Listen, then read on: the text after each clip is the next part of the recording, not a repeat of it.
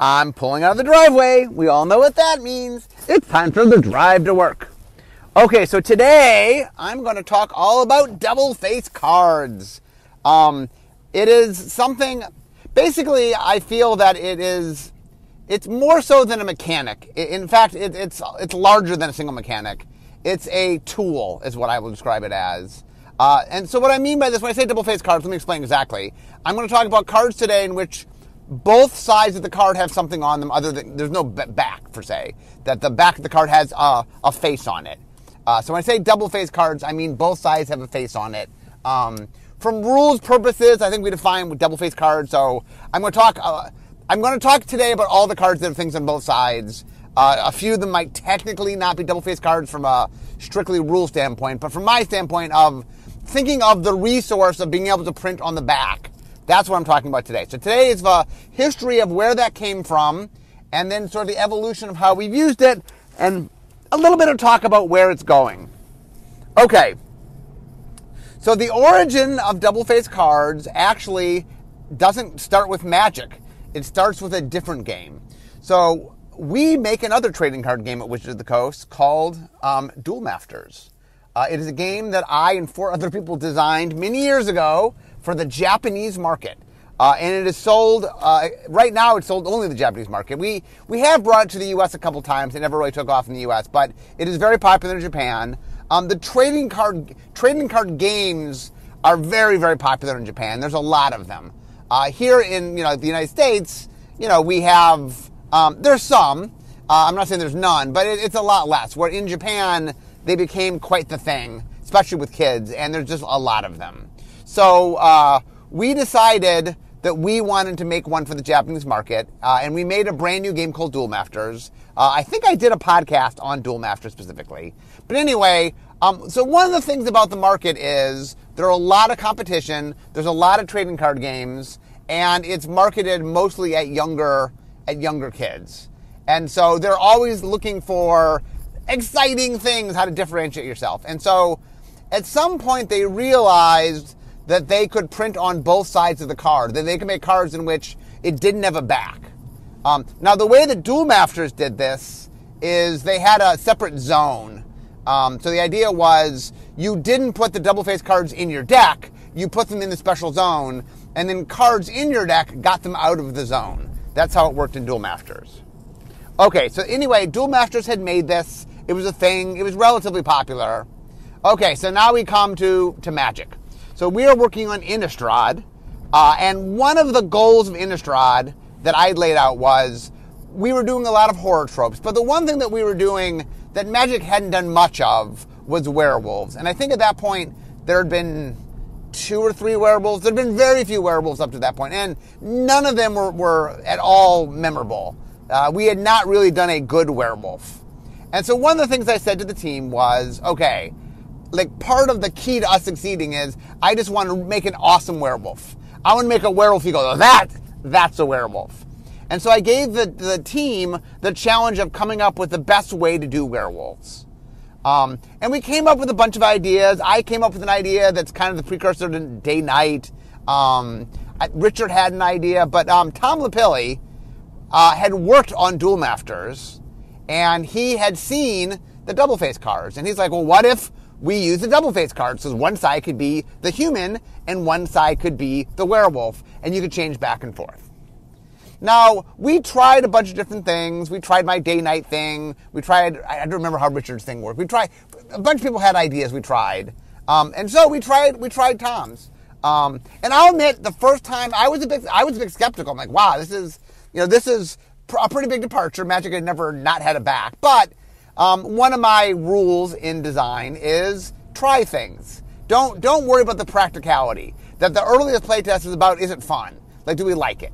Because one of the things, if you start worrying about practicality, you just eliminate things, and this way you get stuff that like you try things, because even if you really like something, you always can adapt it and stuff. And so I don't like limitations to stop me early design. I want to try things. Let me find cool things. And so like, okay, Tom suggested that, let's try it. And it was fun. It was very fun.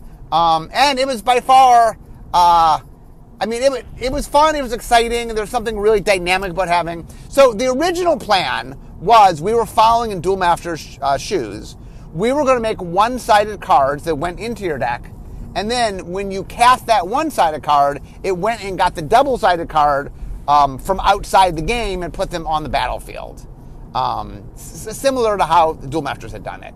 The problem we ran into was, at the time, the way our printers, I think we went to our printers and said, okay, we want these two cards to appear together because one card fetches the other card, so they need to appear together.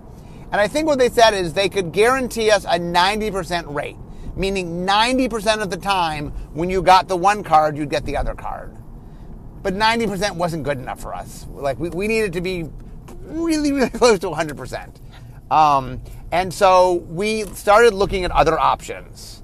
One of the options is we did some research, and what we found was 94% of people playing constructed Magic played with sleeves. So we said, okay, well, maybe we could, most people probably could just play, we could just give them the double face card. And we said, okay, well, most people will play with sleeves. And then we came up with the idea of the checklist card. Well, if they're not playing sleeves, we'll make a card that has all the names of the cards on it, and you can check off the card you're playing, and you can use that as a one-sided, signifier of that card, and that's how you could play with it if you didn't have sleeves. Anyway, by the way, we would later change that to something where you write in the thing rather than do checkoffs. That ended up being a little more pretty to look at. But anyway, what happens is when I think I have something I want to do, then I know it's kind of bigger than design. And what I mean by that is we wanted to do something that involved, for example, printing. Like printing on both sides. Duel Masters had done it. We knew it was possible. We knew printers could do it. But I knew that once I was interested in doing it, I needed to sort of let Aaron, my boss, and other people know, hey, I'm seriously interested in doing this. And trying to get other people, it was a bigger problem than just, a lot of times, we got to solve this, but it's all magic and rules and editing, sort of R&D could solve the problem. But this was bigger than that. We had to get a production involved. There were larger issues at hand. And like I said, it wasn't that we didn't know we could do it because Duel Masters had done it. But what did it mean for Magic? There's things Magic had done. It was making Magic change things about how Magic functioned. And it wasn't that the printer couldn't print it, but what problems would it cause for us in our production and the way we make Magic cards? That was one of the big issues we had to think about. So pretty early on, so design used to be a year long. This is before we got to vision design and set design, play design. So when it was design and development, design was a year long. So I would say maybe 4 or 5 months in, I think we started design in September, and February, so maybe it's 6 months in, 5-6 months in, I go to Aaron and say, okay, Aaron, I'm convinced we want to do this. Now at the time, we had the single-sided card that fetched the double-sided card. That's what we first went to him with. We then found out that, okay, they can't print them next to each other, so we ended up with the double-face card. But we had to go through a bunch of rigmarole to sort of figure out how to do it. Everybody, on the printing side, once again, it was a doable thing. They just had to figure out how to change things. And the other thing that's important to remember about Magic is when you're at a game that makes an expansion or a product, every month, every other month, when you're constantly churning things out, you have a well-ordered system. A lot of things are automated. You have a lot of things to allow you to sort of consistently put something out. So when you do something different, it can really change things. It can really cause a lot of issues that you might not even think about. Not because it's not a thing that can be done. It's just not the way it's normally done. And that can, it can cause some complications. So anyway, we got in there, we talked, we learned that, okay, we need to just make double-face cards. We came up with the idea of checklist cards. Okay, so we think we got it figured out. We think we know how we're going to do it. Production signs off. We can make it. We can, we physically can produce it. And then what starts happening is we start getting some feedback from other people in R&D and a little bit elsewhere in the company, but mostly from R&D of, okay, are we supposed to be doing this? This is, I know, for example, Eric had taken over for development. So I had handed off design, and they were in development. We had talked to production during design because I was making sure we could do it. But anyway, I handed it off to Eric, and Eric starts getting people saying, this isn't the thing we should do. You are breaking a rule we shouldn't break. The back is an important thing. Now you're making people play with sleeves. There's logistical issues. Lots of issues that came up. And there were some die-hard people in the pit who were like, this is not something we should be making. We are crossing a line we should not cross. And Eric got a lot of pushback. So I remember Eric comes to me and says, I'm not sure what I should be doing here. I know you believe in it. I know this is your vision. I know this is what you want. But I'm getting a lot of pushback from people that think we are making a mistake. And so I say, Eric, we are not making a mistake. This is the right thing to do. You know, hold strong. So I ended up going to Aaron, and I talked with Aaron. I said, Aaron, look, it's the right thing. We're doing something cool. I think the players are going to like it. I understand it's different. I understand it's pushing in a place we haven't gone before. But, you know, look, Magic is all about us pushing boundaries and trying new things. And Duel Masters did this. It was very successful in Duel Masters. You know, we maybe we try this and it's a bomb and we never do it again, but we should try it, you know. And the funny things at the time, I go, look, if it's successful, this opens up a whole new avenue for us. There's a whole slew of design space. Because, by the way, at the time we had made the original ones, we had figured out other ways to use it, like modal double-face cards, which I'll talk about later. Like, we had figured out we could do that. Like, I knew from the very first of making the cards, once we started down that path, it was clear there was a lot of space for a lot of other things going on.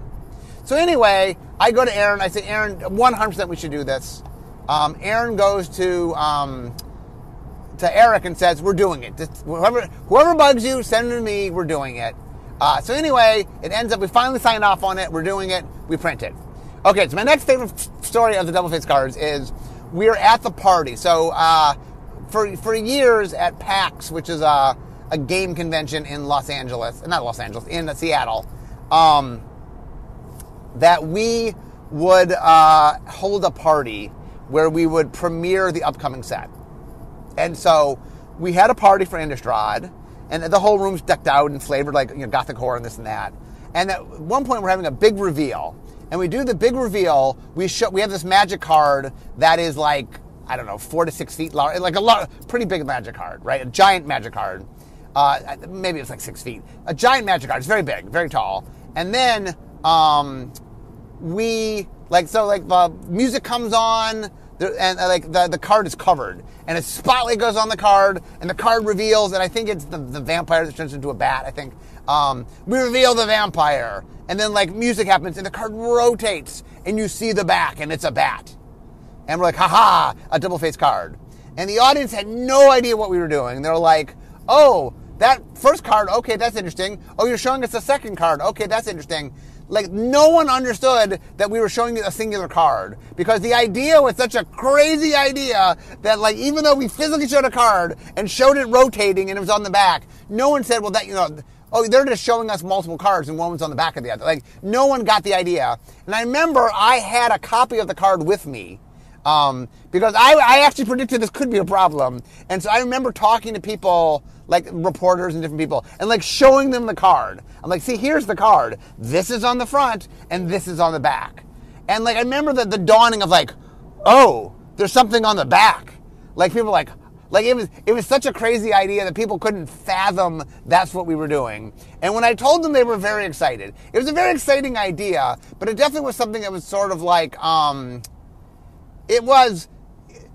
Nowadays, we make a lot of double-face cards. Maybe it doesn't seem quite as shocking. But in its day, at its time, it was quite revolutionary. So anyway, we make them in Innistrad, and we make them in Dark Ascension. So the original ones we make are the transforming double-face cards, as we call them now. At the time, they were just double-face cards. But so what that means is you cast the front side, and then you do something to get to the back side. For the werewolves, we didn't name it, but the werewolves basically had the early version of Day-Night, which was, at the beginning of the turn, if on the last turn you cast no spells, they became the werewolf, and if you cast 2 or more spells, they became. And the idea, the way it worked was, it looked at the last player's turn whether they did that. But anyway, we made the werewolves. We made a bunch of other cards. We made the reason, by the way, that I really fell in love with the double-faced cards is the realization of how much dark transformation meant to horror. Oh, it's an innocent girl, now she's turned into a demon, or she's possessed by a demon, or it's a vampire that turns into a bat, or it's it's Dr. Jekyll and Mr. Hyde. Like, we realized all these cool transformational things, and so we did that. It came out huge hit. Everybody loved it. I mean, not everybody loved it. 90% of the audience loved it. 10% hated it with a passion. So there's an audience. There was a small portion of the audience, but there was a loud part of the audience that really did not like them. Much akin to kind of what happened behind at Wizards is most of us liked it, but a few people really didn't like it. The same happened with players. But and the funny thing was, so Innistrad Dark Ascension, Avacyn Restored was the third set in block. We purposely did not do double-faced cards in that set because there was nervousness about it, and we're like, well, we're doing new mechanics in that set. We don't need to do it. We're not going to, because there was enough worry about it that we didn't do them. And then ironically, the number one complaint about Avacyn Restored is wear of a double-faced card. So anyway, they go over pretty well. So next, Magic Origins. I remember Sean Main, who is the lead designer for Magic Origins, came to me and said, I have a neat idea, but I just want to know whether it's something we can do. And he talked about having planeswalkers that are the legendary creatures on the front, and they turn into their planeswalker. Because we were trying to show the origin story of the five main members of the Gatewatch, the beginning members of the Gatewatch, although Liliana joined shortly after the other 4. But anyway, we wanted to show those 5, and so he said, look, the coolest way to show sort of before and after is show a legendary creature card and have it turn into a planeswalker. And I said, absolutely. I go, that's an awesome execution. There's no way to do, nothing we could do would be nearly as awesome as that. And so we did it. In Innistrad and Dark Ascension, there was a slot dedicated to the double-faced card. So Magic Origins, for the first time, had double-faced cards that were there, but not every pack had a double-faced card. They were rare, or mythic rare, but they were. I assume they were mythic rare. So anyway, but they were a huge hit. People, and to this day, people keep asking us to do more of them. They really like them. Okay, next, the next time we do double-faced cards is not till we return to Innistrad. So Shadows over Innistrad. So basically, Shadows over Innistrad did what we had done in Innistrad. I think we changed the rules so the mana value of the back matched the mana value of the front. And the other thing we changed was we put more in per pack. I think we put 1 per pack in Innistrad, and it was like 1.5 per pack, I think, in Shadow. It was more than 1 per pack. I don't think it was 2. But it was more. It was somewhere between 1.5 and 2. My memory is 1.5, but it might have been. It changed a bit. And then Eldritch Moon, which was the second set in the return, did something brand new with double-faced cards, Meld. So we had been trying to do a mechanic where you took cards and put them together. I made a card in Unglued called BFM, Big Furry Monster, that it had a left side and a right side, and you had to cast, both had to be in your hand, and you cast them together, and they enter the battlefield as a singular giant 99.99 card. Biggest thing ever. And we've been trying to do something of that kind. And I know in New Phyrexia, we had cards that snap together, and we tried a whole bunch of things. Finally, I think it was Ken Nagel that figured out, one of the ways we could do that is if the front are normal cards and the backs are the left half and the right half, when both are in play, they can transform and snap together, basically. And once again, by the way, I don't know if they technically transform. Same as with the Planeswalkers. Transform means it stays in play and it changes its state. Sometimes what we do is we have it leave the battlefield and come back as the other side, which is a little bit different in how the rules interact with it, and so it's not technically transforming. The Planeswalkers weren't technically transforming. I don't think Mutate is technically transforming. Or not Mutate, sorry, Meld. Meld's technically transforming. But anyway, we introduced, and also For the first time, I think we had werewolves that started as werewolves and turned into Eldrazi. So we did something a little bit different with the werewolves. And it's a good example. Like, one of the things we started realizing with Double Face cards was there's a lot of flavor that came from them. The fact that you saw two different pieces of art and two different sides meant you really got to tell a story. That was kind of cool. Okay, so next up is Ixalan. Ixalan realizes that they're trying to do something kind of cool. There's this exploration theme that's going on. So they come up with the idea of double-faced cards where the backside is a land. And because you had to jump through a hoop to get there, we could do very sexy lands. Like we did a land that's basically Gaia's Cradle, which is a very overpowered land. And so the idea is, through different means, you can come and find something, and that leads you to this legend. I think they're all legendary lands. And once again, they were at higher rarities. They weren't one per pack. We had learned from Magic Origins how to do this. But anyway, I think Ixalan's a good example where we start realizing, and Magic Origins too, where, hey, maybe we have a cool thing to do with the double-faced cards that are not they're not a huge part of the set, but there's a splashy part of the set, that are a cool part of the set, that we're willing to dedicate some space to do that. And so obviously we did that with Ixalan. Next up is Core 2019. That has one double-faced card. I think that's the only set that has one double-faced card. It had Nicol Bolas the Ravager, which was, it was a set themed on Nicol Bolas, a core set, and so we decided to give a Bolas, here's the legendary creature before he's a planeswalker, and he turns into a planeswalker.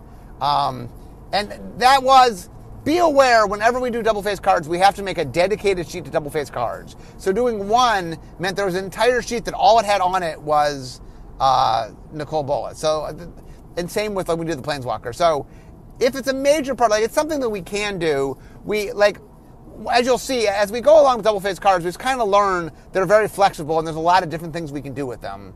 And so it is something we're always wondering. But we have the technology now. We can do a lot. We can do a little. There's a cost associated with it. So if it's a little, it really, really has to be of huge value to the set. Just to do it is not something we would do. Okay, so next up is Zendikar Rising. So way back when we first made the cards in Innistrad, we realized that there was other ways to do them. So mortal double-faced cards say, hey, transforming, you play the front side and it can turn to the back side and sometimes back to the front side. Mortal is, look, you play the back, you play the front, and it's not the other, and that's what it is. It's kind of like a split card, except that split cards can't do permanents. And split cards have a much smaller space because it's half a card, so you have to do very simple effects. Mortal double-faced cards allow us to have a lot more flexibility. And I realized when I was playing around with them that there was so much space in them that I spread them out across a whole Magic year. So Zendikar Rising had land on the back. Different things on the front, but always a land on the back. And I think all the lands at below rare tap for one color and they entered colorless. And then the rare, mythic rare ones, you lost life, I think, when they entered, but they entered untapped. Anyway, so then in Kaldheim, we used them to represent the gods. So the front side was always a god, a legendary creature that's a god. And the back side was something else legendary. It could be an artifact, it could be an enchantment, it could be a creature, it could be a planeswalker. It could be all sorts of things. So the idea being they were all things that are associated with it. Like, the all-seeing father of the gods had his raven, and the keeper of the bridge had the prismatic bridge, and the god who's known for his hammer has his hammer, stuff like that.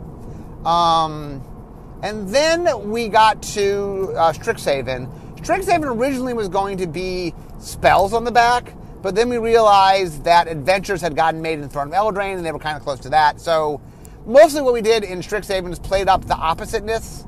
And like we had the Deans, and we had different things that represented the conflict of the two sides. I think we did make a mistake on the Deans that they're too complicated, that the cards didn't relate to each other. Like the version we had turned over, they were opposite, but they were correlative to each other in a way that the finished product wasn't. I think they were trying to make them more friendly for Commander, but they ended up being a little too much. We did learn that there's limits how much information you can put on both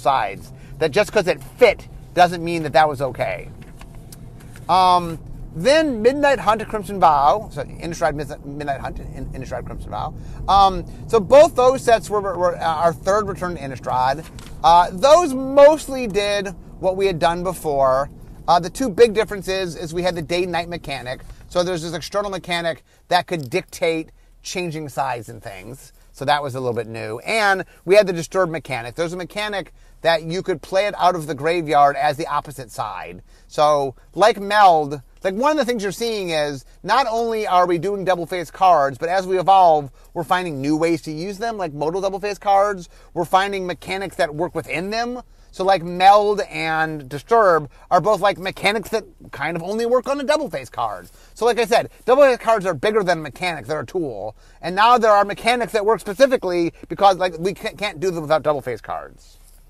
Then we get to Neon Dynasty. So in Neon Dynasty, we had these sagas that turned into creatures. In fact, when I turned over the file, I had them as single-face cards, and I made a note that said, look, these can be done as double-face cards, but we're doing a lot of double-face cards. Do we want these to be double-face cards? Set Design looked into it, and they were just so much cooler as double-face cards. It allowed them to have the creature do more on the backside. Like, one of the challenging of double-face cards is, from a game design standpoint, they are so attractive. They allow you to do a lot of things design-wise that you can't do on a single side. Creatively, they let you tell a much more inclusive, comprehensive story, because you get two pieces of art and you get transition, so something happens. So Neon Dynasty ended up doing them as double-face cards. So we did have quite the run there from Zendikar through Neon Dynasty. 7 sets in a row had double-face cards. So what is the future of double-face cards? The future is bright for double-face cards. They become, like I said, one of the goals for me as the head designer is I'm supposed to find new tools for us to use. I want to go out and find things we've never done before that not only lets us do something, but has a lot of space in it, right? I want to find things that let us have infinite new space. And double-face cards have been one of the deepest wells that I've discovered.